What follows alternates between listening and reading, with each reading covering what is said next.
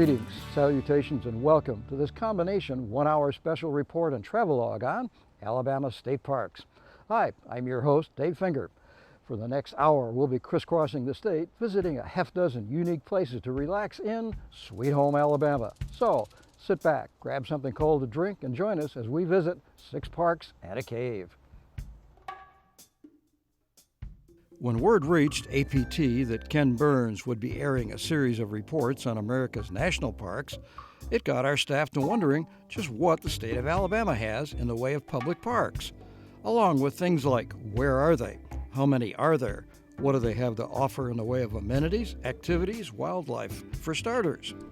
Well, we put those same questions to Park System Operations Manager Tim Wisham, who pointed to the Northeast, saying, simply, that's where you need to start. If your idea of roughing it is sitting on the balcony with a cold drink, well then you would go towards one of our resort parks versus if you're into backpacking or primitive camping. So probably Guntersville State Park is the park that with the lodge that was recently renovated that has all around outdoor experiences.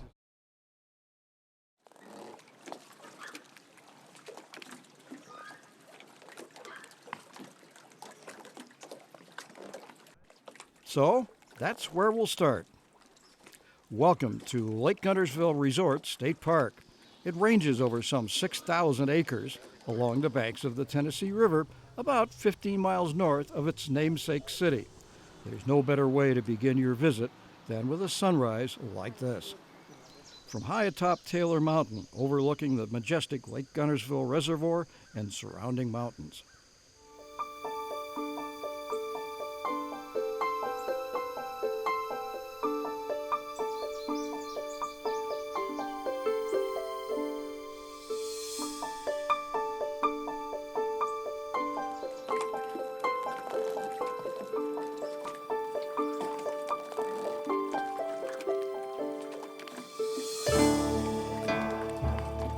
Or how about from a boat? Trying to catch some of the trophy bass that's put the lake in the top 10 nationwide according to the Bass Anglers Association. Sure, you can try your luck from the shore, but you really need a conveyance of some sort to get out where the really big fish are.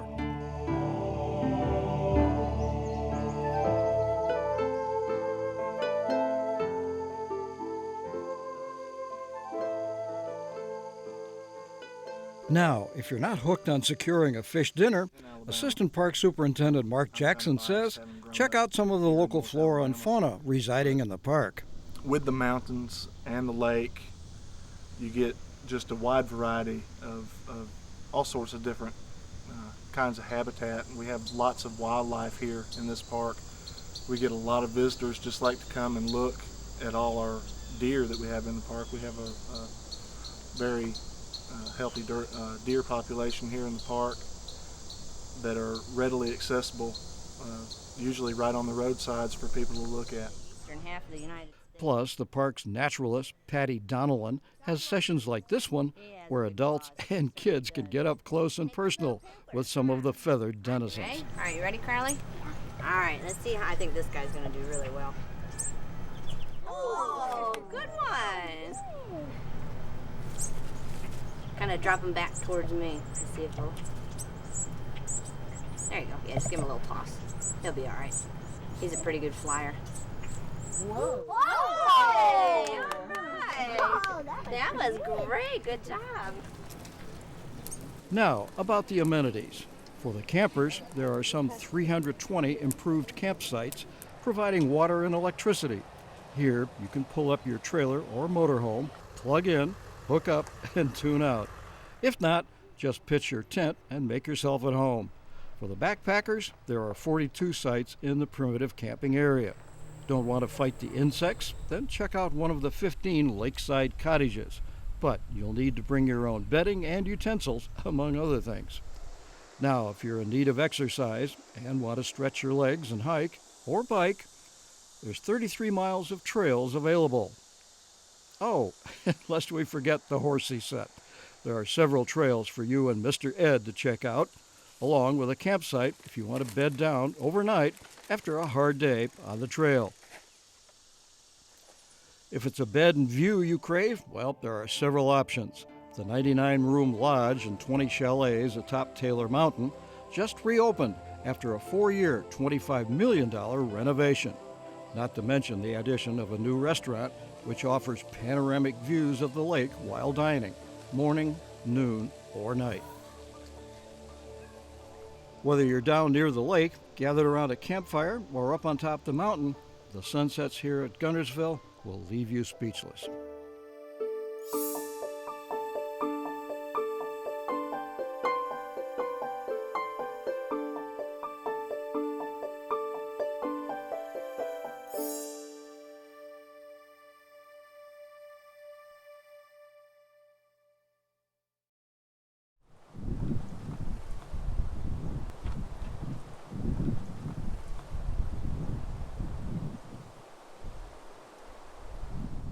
Our next park is also in the Appalachian mountain chain and has the honor of being the oldest state park and the highest. Welcome to Cheaha Mountain Resort State Park. It's located in Clay and Cleburne counties. The park's name is derived from the Creek Indian word chaha, meaning high place. And that's doubly appropriate, as this pinnacle of land is the highest point in Alabama, standing 2,407 feet above sea level.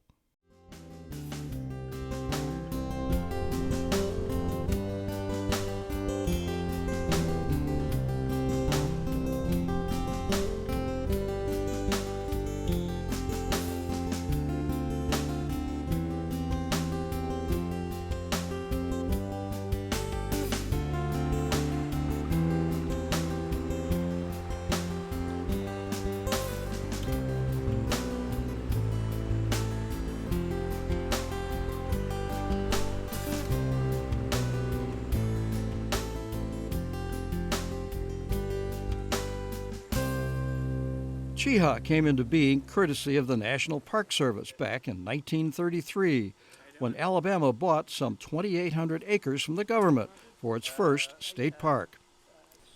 As part of the deal, 3 companies of the Civilian Conservation Corps constructed many of these buildings, built numerous roads, and dug a lake by hand.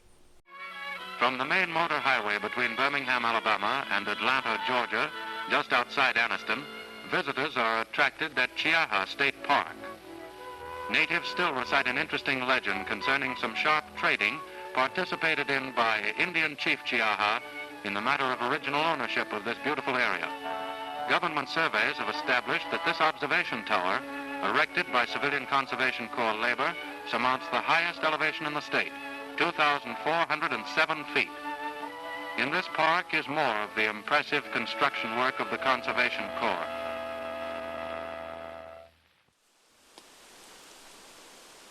Not surprisingly, all are still in use today.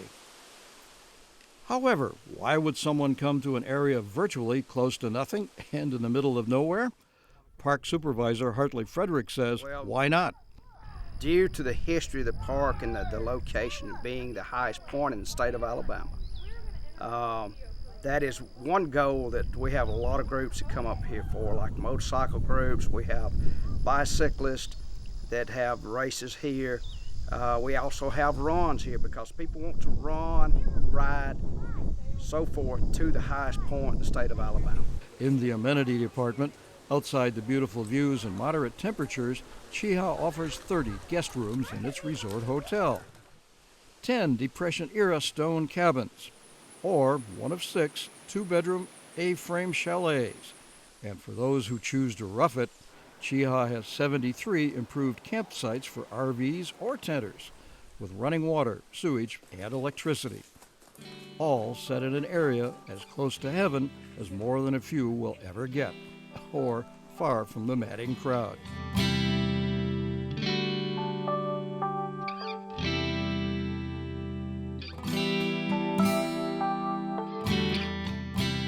Oh, and did we mention that Cheaha is surrounded by the 280,000-acre Talladega National Forest, which has 135 miles of hiking trails, including a section of the King of Nature Walks, the Pinhoti Trail, which travels through the state, running ultimately to Katahdin State Park in the Pine Tree State of Maine.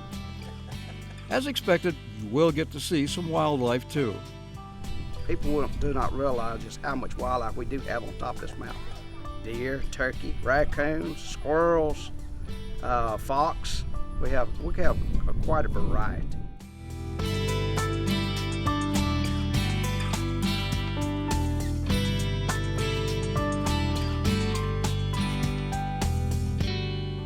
Now, because of the elevation, Cheeha is also a great place to leaf peep, see the autumn colors in the fall. If you haven't made your reservations, you may be too late. Cheeha, too, is seeing an increase in the number of weddings and honeymoons. After all, this is a great place to get away from it all.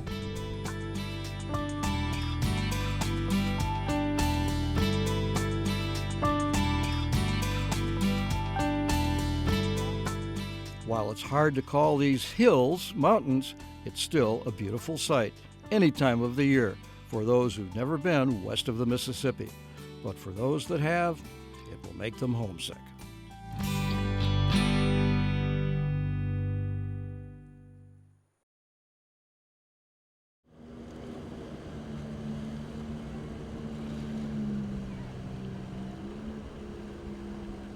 For our next stop, we'll descend from the mountains to the comparative flatlands of eastern Alabama between Alex City, also known as Alexander City, and our town, better known as the last stop for gas and ice before Lake Martin. Welcome to Wind Creek State Park. This unique facility is the place to go if you want to be near or on the water, whatever the reason. However, what's so unique about this park? There's water. Lots of it.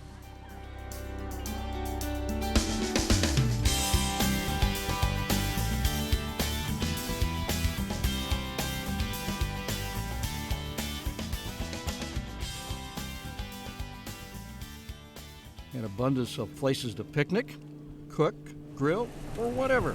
Yeah, you're gonna have tourists come from all over the world now. Oh yeah. Straight here to get on one of these grills. Oh, did I say tan? Soak up some rays, if you will. About once a month we try to come out for a nice family vacation with friends. What's the attraction here? Oh, the water, fishing. Everything here is nice, open, clean, friendly. The geese come over and beg? Every now and then. As you'll notice, a lot of Canada geese now call many of our parks home, choosing to become citizens rather than migrate back and forth to the Great White North. Plus, they're pretty gregarious and aren't afraid to beg for a handout, like these guys. And you won't have to go north to Guntersville, the Shoals, or down to Jordan-Hare Stadium to catch a glimpse of our national symbol, the bald eagle. That's correct. In the fall and winter, there's several occasions where I have personally saw bald eagles flying around. They're nesting on Lake Martin now, and so that's an occurrence that's pretty common here. Oh, and did we mention there's an abundance of space to pitch a tent or park your camper at Wind Creek, or so says Super Jimmy Shivers. We have billed it as the largest state-owned campground in the United States. We have 626 improved campsites, and some of those are waterfront. We have some that are waterfront and sewer sites, and then we have some interior that have sewer on them, sewer hookups on them, and then we also have interior sites that do not have sewer hookups. So, you know, we can accommodate tents or fifth wheels or big motorhomes, whatever they may be camping in. While Wind Creek draws campers from all over the U.S., most of its trade comes from within a 110-mile radius. Metro Birmingham, Metro Montgomery, Gadsden-Anniston, and Auburn-Opelika. Park authorities, both state and national, say they're seeing a rise in tent camping. Roughly 10% according to the National Park Survey, a little less on the state level. Outfitters say family tent sales, especially those with multiple rooms, are up 17%, along with propane stoves and self-inflating sleeping pads. While costs overall will be in the $500 to $600 range, that's infinitely less than 3 nights at the Bellagio or one of those big theme parks. State parks like these will see another increase in coming years as the baby boom retirees will be hitting the road with towed campers and motorhomes. But will there be enough room at places like Wind Creek? Shivers thinks so. Oh yes, we do. Wind Creek is comprised of about 1,500 acres. We've only probably got approximately half of that that's developed. So we do have room for expansion, and could use that. Well, it certainly would depend on money, but because we have the space, we've got right at 50,000 acres. Although we try not to build on the entire park property. We leave some natural areas, and probably some of the pine beetle epidemics of the 90s got us more into forestry management, and that we realized that we were losing so many trees that we really had to manage our forest that we have. So we are doing more of that as far as some limited thinning and stuff like that. But we've got the 50,000 acres, there's room. It would just be a matter of funding. Something new at the park are these small cabins for those without tent or RV. All you need bring is linens and cooking utensils. They're close to the water, have a great view, and are perfect for a midday nap. Ask our producer. Another plus is Lake Martin.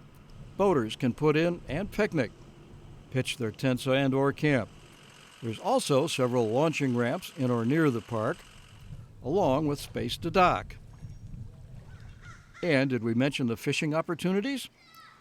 In this part of the Tallapoosa Basin, Shivers says you'll run the gamut from sport and panfish without running into any gar or eels. And lest we forget, there's a beautiful fishing pier that juts out into the lake. Sadly, this day, it was empty as the fish sought cooler and deeper waters. Nevertheless, if you have little ones that want to wet a line, many of the campsites are only steps away from the water, and you can keep an eye on them during their endeavors. In closing, 2 things to keep in mind about Wind Creek. First, check Auburn's football schedule as the park fills up on home game weekends. Secondly, boaters take note. There are several posted no-wake zones to be observed upon entering or leaving various areas. Now, this salty crew had Park Superintendent Shivers a heartbeat away from calling up the Marine Police.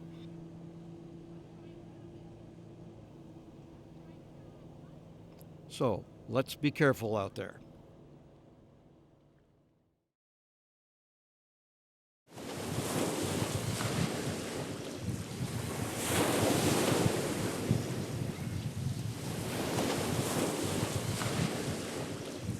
If there's any one facility amongst the 22 state parks that Alabamians have asked about the most, it's Gulf State Park, and it's our next stop.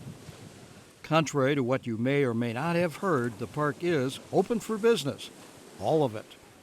Located off Highway 182 on the eastern edge of Gulf Shores, much of the damage caused by Ivan and Katrina has been repaired, replaced, torn down, or is under construction. So let's begin our visit with what's new and what's still to come. 1, 2, 3.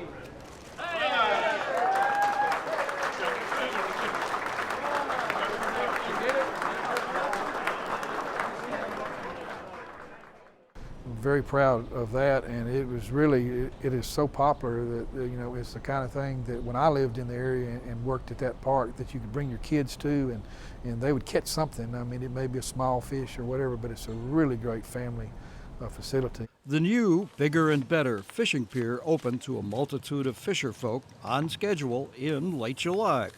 In fact, onlookers were told to make room for those fishing by stepping away from the rail. He looked a lot smaller down there, didn't he? Yeah, he does. That fish will go, what, 6 pounds easy? Probably so. Yep.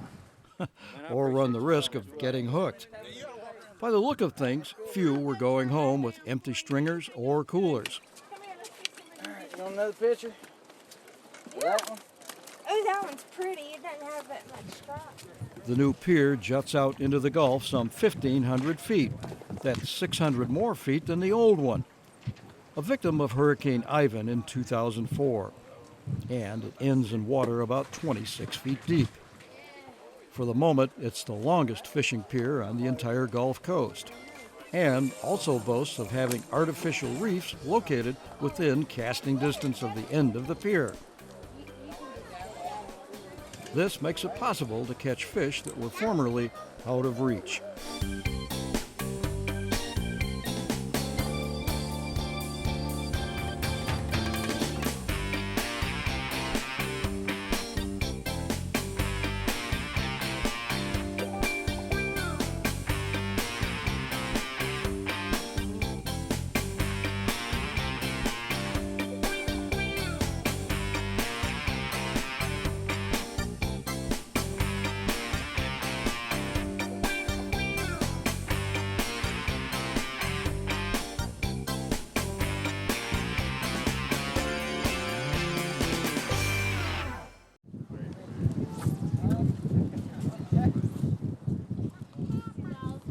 Cost of the new landmark attraction, $14.8 million.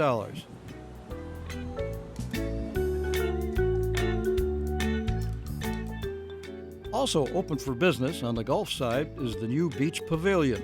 Here you'll find picnic tables, a bathhouse, snack bar, and boardwalks. Not to mention acres of clean white sand and the Gulf of Mexico.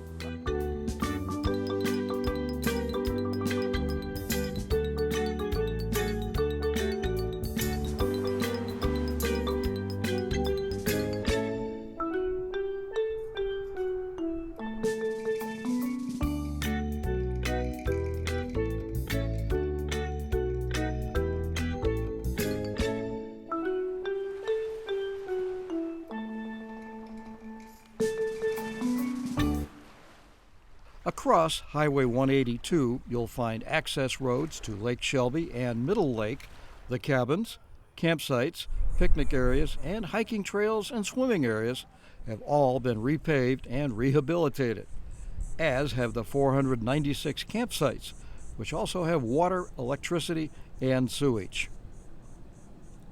Plus, the park is the first to host a farmer's market. Granted, it was only open for 6 Saturdays in June and July. However, campers and area residents liked what they saw and spent freely. Good news for the 24 farmers, ranchers, vintners, and others that set up shop in this parking lot on Lake Shelby. We came down to Orange Beach for 3 days to get away from our law offices. We both work for trial attorneys, me and my friend. And so we're here to decompress, and now we're heading home because I have a trial starting soon. Well, they also heard about the blueberries. And I heard about the blueberries, and look what I bought. That's what I was going to say. Support your local farmers. The vast majority of our visitors are Alabama residents. And then it depends upon the geographical location of the park where the other visitors come from. Of course, Gulf State Park gets probably second and third would be Mississippi and Louisiana, and then after that, the snowbirds come down to Gulf State Park, to Lake Point State Park, Frank Jackson, Florella, the parks in South Alabama.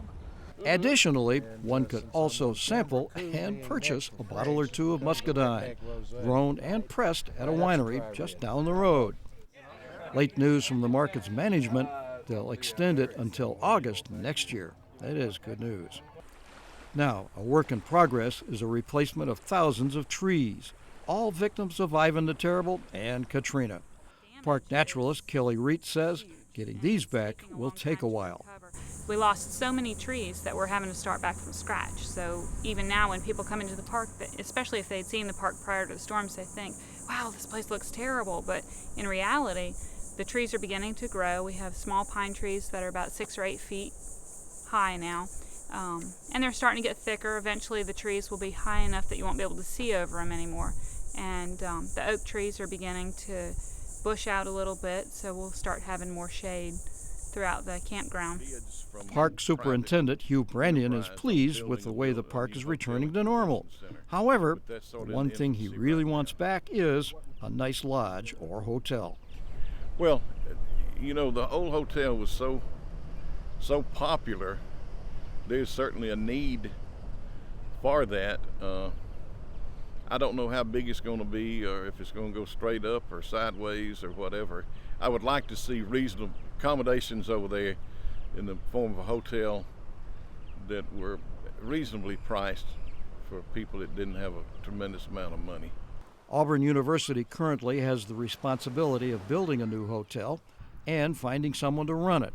As to when or who will do the job, AU isn't saying much. For now, the closest thing to luxury are the 11 lakeside cottages. They're fully equipped with everything: linens, crockery, pots, pans, microwave, and yes, even a satellite TV. Or, for a little less, there are 20 cabins, 16 lakeside and 4 in the woods. They all have screen porches, grills, picnic tables, and indoor plumbing. Oh, and lest we forget, they're all 12 feet above ground, for obvious reasons, considering the weather and wildlife that live in the park.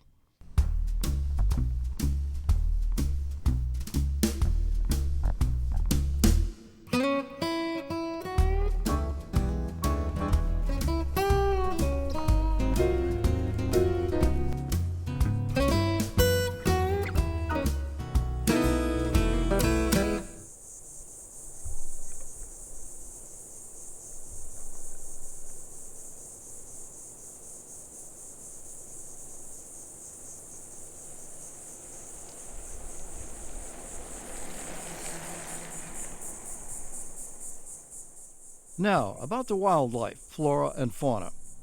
You'll find small, live examples in the current Nature Center, according to naturalist Kelly Reitz. And, if you'd like, she'll take you out to where their bigger cousins are, and show you the once-thought extinct scarlet hibiscus. She'll also suggest a nice stroll on the nationally recognized 9-mile nature trail, which is paved and wheelchair accessible. And finally, what's in the immediate coming soon or under construction category? How about a much-needed new nature center, for one thing?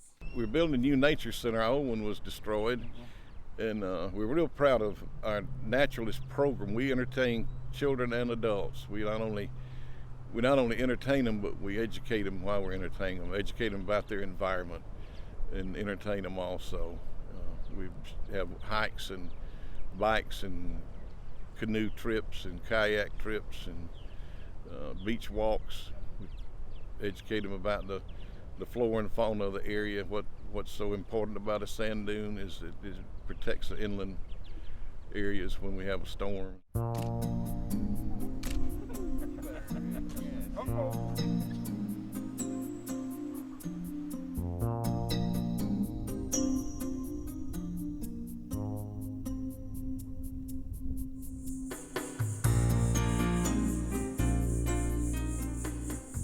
So, if you're planning a trip to Gulf State Park, come stay a while. There's a lot to see and do. The sunsets here are awesome. Trust me, they are.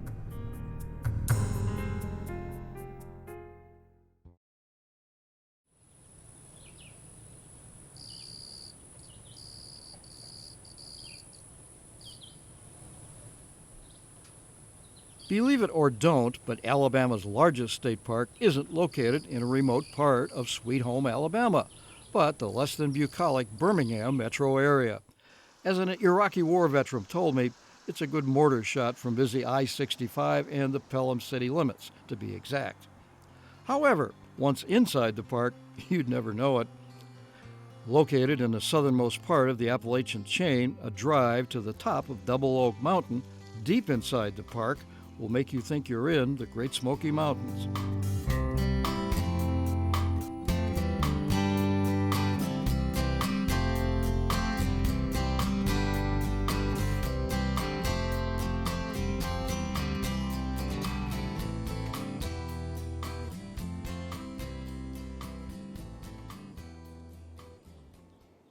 The peace and quiet is totally overwhelming, which is helpful while watching the wildlife, which does not include Smokey Bear or his relatives.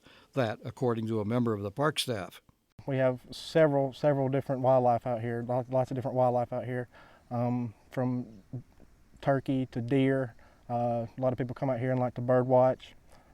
have snakes and salamanders and turtles and all kinds of fun animals people can watch. We do not have any bears out here.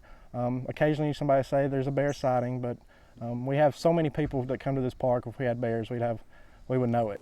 Most of Oak Mountain's trade comes from the metro Birmingham and the surrounding area, along with some Yankees off the interstate going to or from the beach. We've mentioned Oak Mountain is a big park, but just how big is it?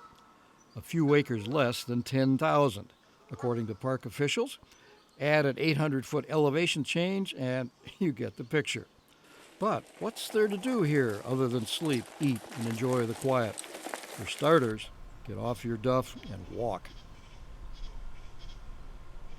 Us being the largest state park, we have many miles of hiking trails, roughly 24 miles, ranging in different skill levels from a mile to several miles long. And a lot of people who don't like to fish will come out here and spend a whole day hiking on our beautiful trails. Our trails run along the Double Oak Mountain up to the Peavine Falls area, and a lot of people utilize those. It's a beautiful, once you get to the top, it's a beautiful overlook up there. You can see the city and a lot of the surrounding wilderness areas. It's a beautiful hike. Another reason many folks stay away from Birmingham is the air pollution. Ranger Crum says it drifts into the park once in a while, but it's nothing unhealthful. It's a beautiful place, and they can come up here and breathe easy and enjoy the outdoors and listen to the birds and stuff. And you don't hear any of the airplanes and the helicopters and the police sirens going off like you would up north of 59. So it's definitely a beautiful wilderness area, and they can come out here and relax and breathe. Along with the hiking trails are several off-road bike trails that ramble over hill and dale. Now, nearly every park in the state inventory has a place to fish. Oak Mountain has several. Double Oak Lake in the day use area, where swimming is also popular thanks to this sand beach.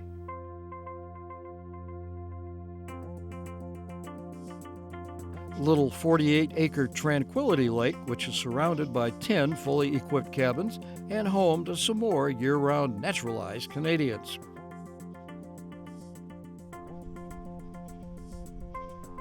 With Lakes Beaver and Lunker up in the north end of the park.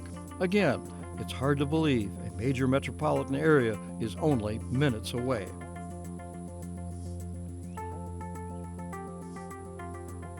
But the $64,000 question is, what's in there to catch or eat? We've had 8, 9, 10-pound bass caught out here in these lakes and in the cabin lakes. So there has been very large bass caught out here. Catfish bite very well. Not to mention 3 and 4 pound crappie, bluegill, and brim. All great panfish, and take my word for it, good eating. And please adhere to what the sign says. Don't throw any fish back. Take them with you. The lakes are overpopulated with too many small fish, according to park officials. Campers, both RV and tent, have plenty of room to set up in, with some 155 spaces available. Trailers and motorhomes have access to water, electricity, and sewage lines. Plus, most tent sites have water and electricity also. The Longs from Odenville came up to spend a few days of getting close to nature and roughing it. Come here, bring it to Mama. Wanted to spend some time with the boys before they start back to school. Worked a lot this year. I think a lot of people have, and it's just a good getaway. And there's nothing like cooking brats on a grill for lunch, far from the madding crowd. Yeah. And lest we forget, Oak Mountain also has a trail or two for you and Mr. Ed, along with facilities to keep him for a while, if needed. Now, right next door is something the kids will love, a petting farm. All full of approachable, friendly animals looking for a rub or a handout of something edible.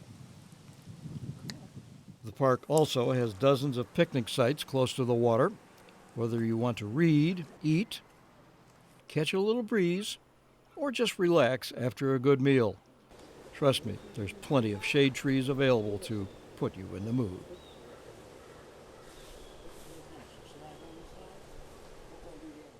Like a number of the larger resort parks, Oak Mountain hasn't forgotten the duffers, golfers, those of you that like golf for relaxation.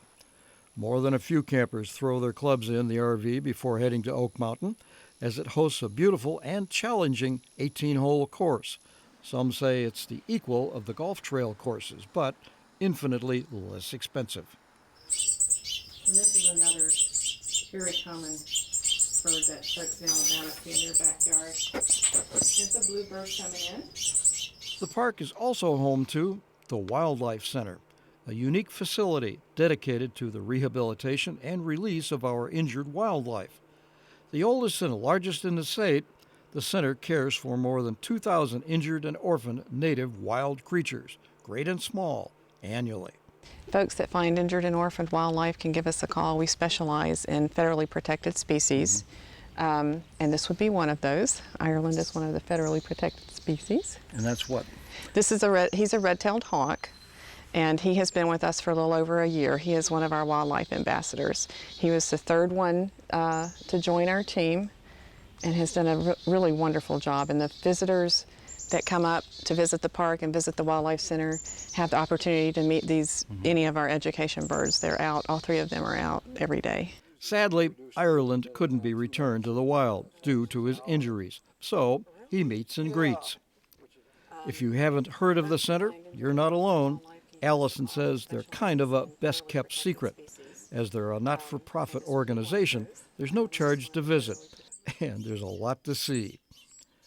It was feeding day in the songbird nursery when we visited, something that goes on around the clock this time of year. So these guys, the age these guys are at right now, these guys are being fed every hour.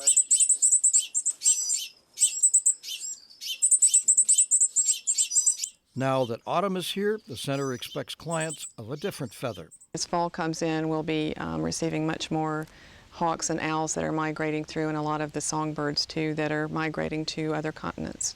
The center is open daily from 9 to 5 all year round for self-guided tours.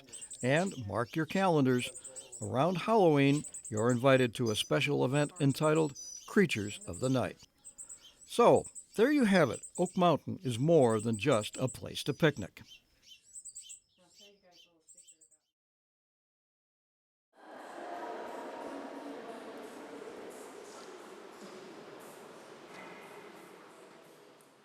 Our last stop takes us north to the rolling wooded hills of Marshall County in North Alabama. One of the neat things about this park is you never have to worry about the weather, and the temperature hovers at 60 degrees year-round. That's because this park is a cave hidden beneath Gunter Mountain near Grant.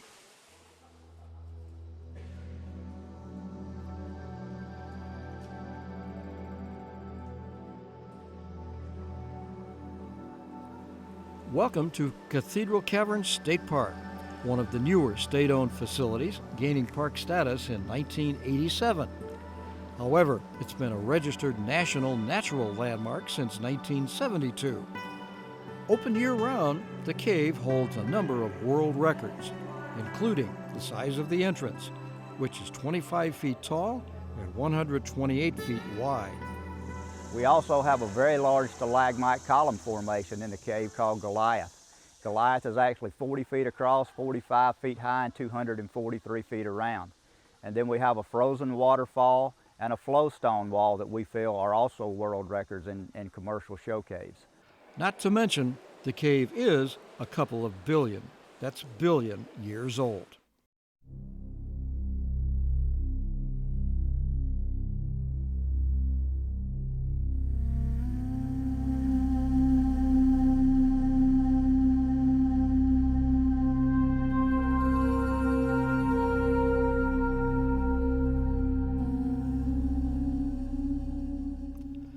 Now, for those of you who might be claustrophobic, not to worry.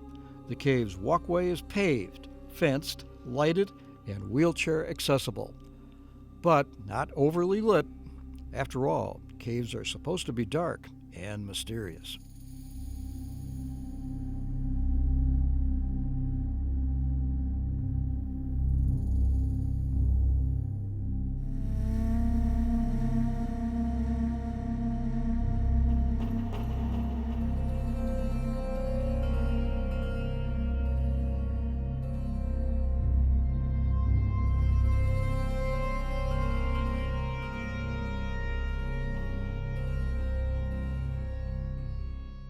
The main room is some 800 feet long and 200 feet wide.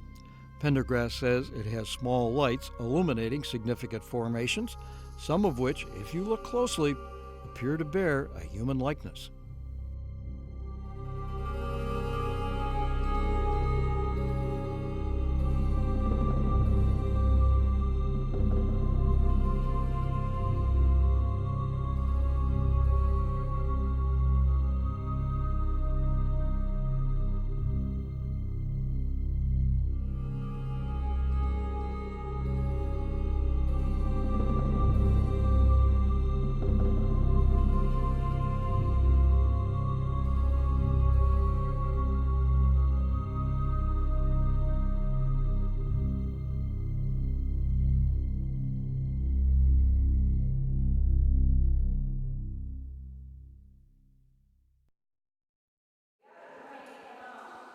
The caverns are also home to the largest stalagmite forest of any cave in the world, along with the largest single improbable stalagmite that stands 35 feet tall and is only 3 inches wide.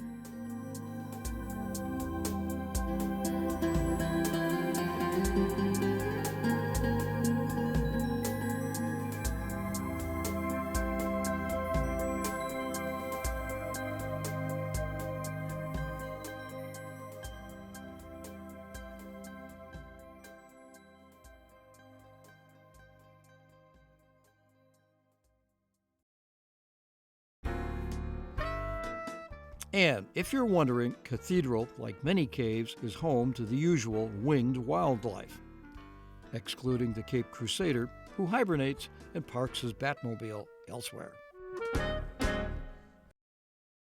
This cave never has had a large population of bats. We do have at least 2 species of bats inside the cave.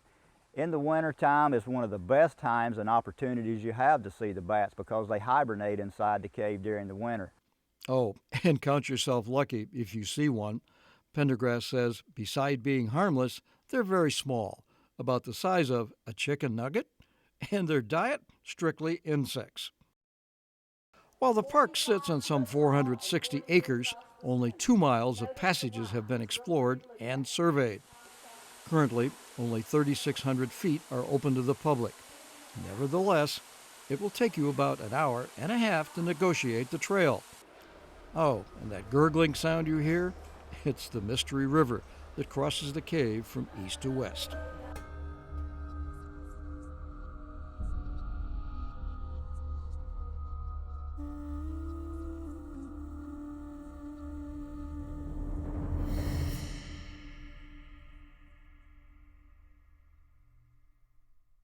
One thing, you got a good floor to walk on, a safe floor, and of course we like the largeness, how large these formations are, and we've enjoyed that about them. I like the history of where the man that found it and excavated it, where we could all get in here. So, think about rounding up the kids, making sure you have jackets and a flashlight, and come visit one of the world's true natural wonders, Cathedral Caverns State Park, near Grant, Alabama.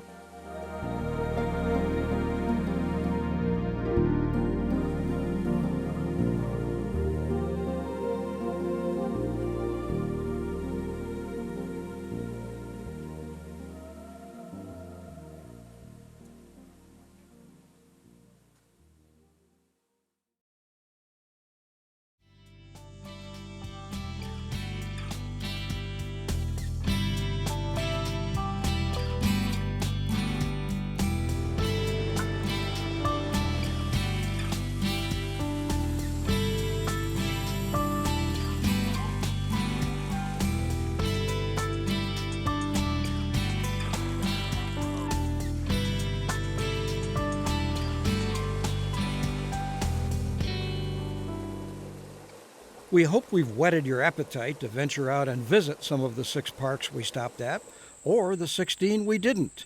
But there's more to this story. It took a lot of work by quite a few folks, courtesy of the federal government in a latter-day stimulus program of sorts back in the dirty 30s, also known as the Great Depression, to get our state parks up and running.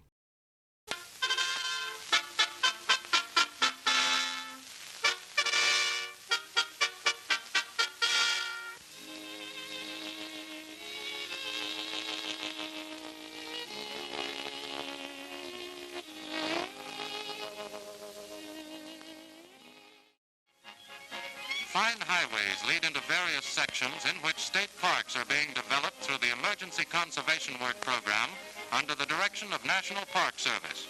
Chickasaw State Park in Marengo County near Linden represents the simple adaptation of a magnificent stand of virgin longleaf pine for recreational purposes. There are approximately 600 acres in the tract.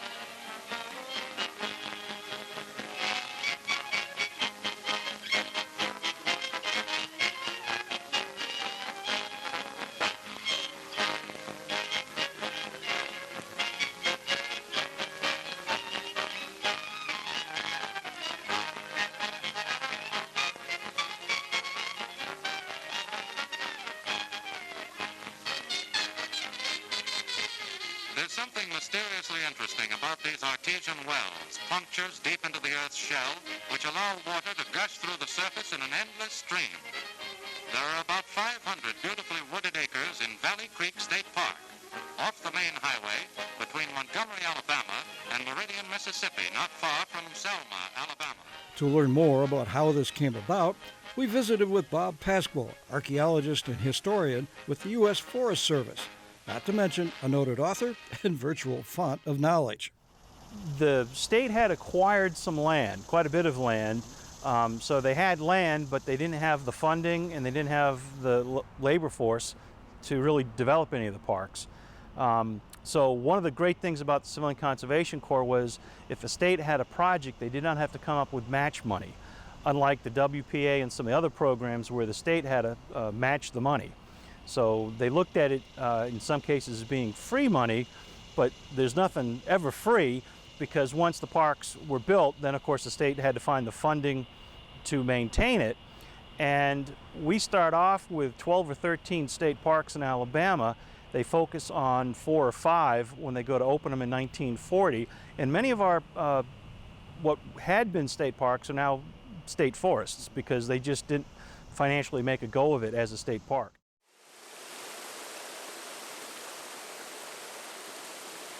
It's a little different now. While state parks aren't closing, money to keep them open is still tight. In the 80s, or I guess probably in the early 90s, we lost some of our general fund monies, and so we were operating on the money that we produced from user fees, from camping fees, entrance fees, or golf and hotel cabin fees. And since then, we passed another bond issue in the 90s. Actually, in the 90s, and we started on a $100 million renovation bond issue, mostly fixing what we already had, and with the addition of some new cabins and some facilities. Hopefully, the new cabins will stand the test of time like those built in the 30s, examples of which survive today at Cheaha, Gulf, and Chewacla state parks. Many of our more picturesque parks are on tops of mountains. The camps are down at the bottom where they can be supplied by rail, and you have a post office nearby and nearby town. So the first thing they had to do was build a road to get up the mountain to build the park.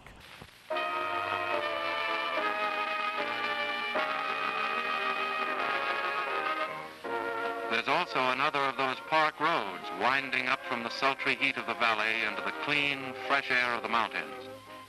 These simple, substantial backwoods roads are one of the Conservation Corps' important contributions to the proper development and protection of the country. A notable structure is a commodious bathhouse on the shore of a lake of fresh, crystal clear water within the confines of the park.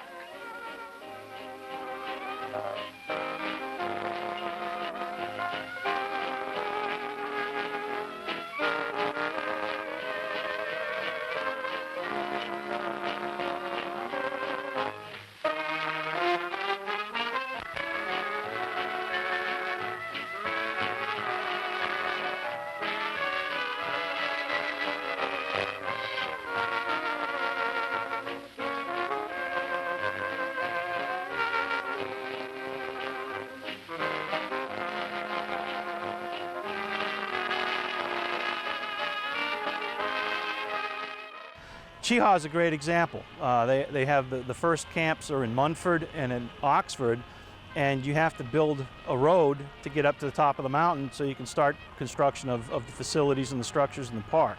So it starts off with a lot of road building, and then they start building overnight cabins and lodges. If anything caught on fire, they fought forest fires. They did a lot of work in the woods, reducing any sort of fire hazard in the woods. They did landscaping. In some cases, they did topographic maps of the parks. Landscaping, planting trees, just about everything imaginable to get the park up and running. However, unlike today, where we have a multitude of four-wheeled vehicles to haul things in, back then they used something called a bone truck. There are things that they do that even at the time was so labor-intensive that people had stopped doing it that way because machinery had taken over. For instance? Well, an excellent example is, there's a couple of them here in the state, cyclopean masonry of dams, which is where you take large rocks and as you're pouring the concrete, you're hand placing the large rocks in the cement. Very labor intensive. It had been an obsolete technique by about 1905, but the whole purpose of this is to put people to work, and so they go back and they actually use more labor intensive methods. The men themselves, when I interviewed some of the former enrollees, they talked about driving a bone truck, carrying rocks off the mountain, driving a bone truck. A bone truck is your back. Considering our current economic situation with federal money being doled out for all kinds of projects, we asked Pasquale if a modern-day civilian conservation corps would work. They did a lot of reclamation in wetlands and dried them up because people in this country were dying from malaria. And so now we value our wetlands, but we also realize that if people are dying from malaria, you have to be able to do something to get rid of the mosquito habitat. So it would be very different as far as the planning and the organization of the environmental end of it. And when I'm talking to an older audience, we kind of talk about the environmental side of it. And when I'm talking to a younger audience, I ask them if they'd be willing to leave their homes for 6 months and send 80%, 90% of what they're making back to their parents.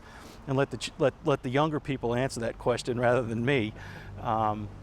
It's something that would be very useful, but we have programs today that are the descendants of the Civilian Conservation Corps, AmeriCorps, Job Corps, and so in some cases the tradition does live on. What do our parks have to offer that maybe, say, the parks in Georgia or Tennessee don't, that we can really say our parks stand out? Well, you got to come see us. Well, you probably didn't pick good examples. Tennessee has a pretty good park system. So does Georgia, and they're both very, very well funded. You know, they're very similar with our system, and they have the lodges and the. But you know, we feel like that we probably have some better geographical stuff with the terrain that we have, the beaches, and then, you know, our mountains are similar to Georgia's, but you know, we compare pretty good to them. We feel like the quality of facilities and the variety.